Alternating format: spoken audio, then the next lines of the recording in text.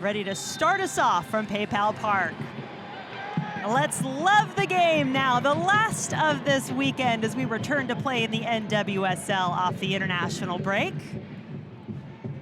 As Chicago trying to build up from the back, has to be careful the way Bay will get up and press you, and they especially like to be aggressive on their home field at the start, but now coming the other way, Ludmila in the middle has an open goal, yes!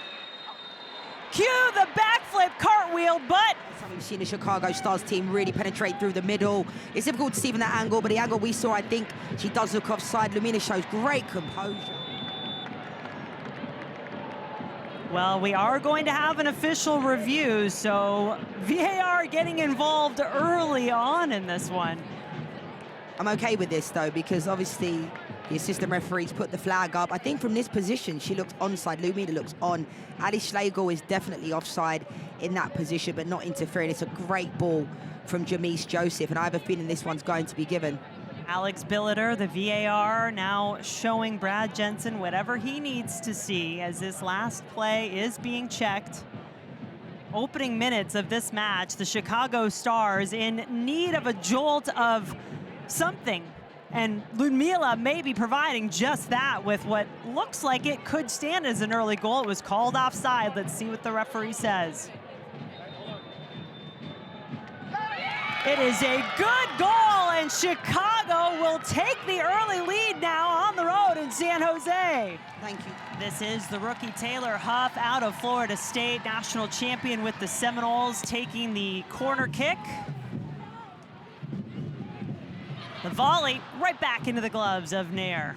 Plan your whole roster and your team around one player. It's difficult when they're no longer available, and hopefully she'll be back relatively soon. But I think it's up to other players to step up. Here goes Ludmila again, wanting the brace. Silkowitz again bit. Dahlkemper helped her out and was in position. This is such good play from Ludmila. Abby Dahlkemper's doing everything. You can see her calling out Silkowitz to come out, you know, a bit quicker. Abby does a really good job at covering on the line. Well covered by the defense. Huff there to pick up the pieces. She'll serve it back into the box. See, that's better from Malum. That was really good covering because she actually came all the way from the left side to the right-hand side in order to put the pressure on.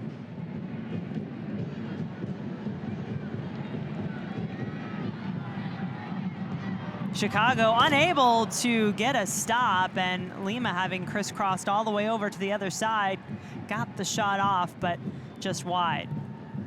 NWSL on ESPN, presented by Ally, continues in a few weeks' time as Alyssa Nair and this Chicago Stars team take on Trinity Rodman and the Washington Spirit. Coverage for that one begins Saturday, May 10th at 12:30 p.m. Eastern, live on ABC, also streaming live on ESPN+.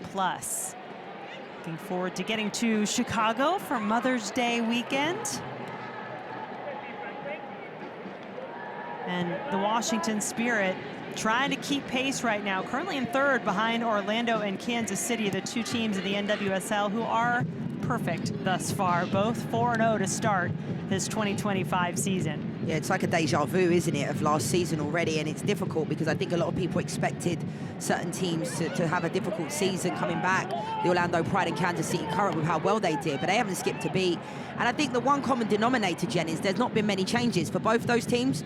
I think they've kept most of their players and added a couple, and I think it's made a big difference. But I've also been impressed, apart from last night with San Diego Wave. I like what Jonas Eiderveld's doing, and I think this year, you know, we might see some other teams start to creep in there. Joseph set up that goal for Ludmila in the 5th. Takes it herself. Easy in the end for Silkowitz. Two-time NWSL champion in her time with the Thorns. Now back on the defensive with Joseph and Ludmila. Heading their way. Ludmila, couple step overs, still wants it, takes it, scores! What, no backflip? We got one in the first one, but that is two for Ludmila. It's a really good play again from Jamise Joseph. We spoke about the keys to the game, Jen, and they've just been really good in this first half. I think if I'm being hypercritical, Abby Dahlkamp will be disappointed here in order to let her come in on the right-hand side. She doesn't have to do much. She drops her shoulder a little bit. Abby Dahlkamp is usually really good 1v1. You have to step in there. Ludmila does really well. Great composure to put it in the back of the net. You see here, you'd expect Abby to jump in there a little bit, get tighter to it. And I think they deserve that, the Chicago Stars. I really do. I think they've been really good in this first half. Really good. And Ludmila deserves that. Nice little, it was almost like a toe poke in the end as well. But she meant that all day long. With highlights and analysis, a first half that has been won quite clearly by Chicago. Not sure too many people would have had that on their bingo card, but welcome to the NWSL. They claim to be the most competitive league in the world, and this is why Ludmila had her eye on the hat trick in the first 45, but you're in the preseason and in the early matches of the season, challenging perhaps for a starting spot. So we'll see what combination comes back out for Bay FC. In the second half, they trail it 2-0 after the first 45. Be enough for Chicago to hold on, pick up their first points, their first victory of the season. We'll see. There have been a couple of changes for Bay, as you predicted, Leanne. Caroline Conti coming in up top for Ashwala, number 15. Quick touch of the ball there. And then Joelle Anderson coming on in the back for Emily Menges. Ludmila off and running from the first whistle in the second half. Ali Schlegel right there with her. With her left, batted away. Silkowitz finally keeping one out of the net. You know, cuts inside. I was waiting for the net to ripple. Look at that. It's going in the top corner. It's such a great save from Silkowitz. She's kept her team in the game, because I think if that goes 3-0, difficult for Bay FC to come back into the game. Brilliant. Bay throughout her NWSL career. Conti.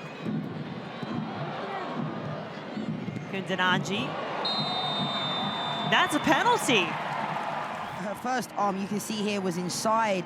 The left arm is inside. The right arm is outside the width of her body. She is off. Her sub, Caroline Conti, the second-year NWSL player, to take the kick, puts it in the corner. Bay on the board. I love that from Conti. You could see she had conviction. As soon as she grabbed the ball in her arms, she was like, I'm taking this. I'm taking the responsibility. Steps up with not much backlift, really. The right arm just goes out. And this is what I'm talking about. Conti steps up, conviction. There's a lot of pressure on that penalty, because this changes everything. I think Bay FC haven't been good at all. It's a great penalty. I always say it's a good one when the goalkeeper gets us the right way and it still goes into the back of the net. Conte's come into this game, made a real... All right, Ali, hang with us here. We're going to watch this corner kick first to the second half for Bay. Pickett puts it back in, punched by Nair. Definitely want to continue talking with some of the things that Bay has in the works, but what do they have in the works offensively? They're making Alyssa Nair work right now, but Ali, we have seen some renderings of this new training facility. Can you talk a little bit about that? Last week as well, a couple of weeks ago on Prime.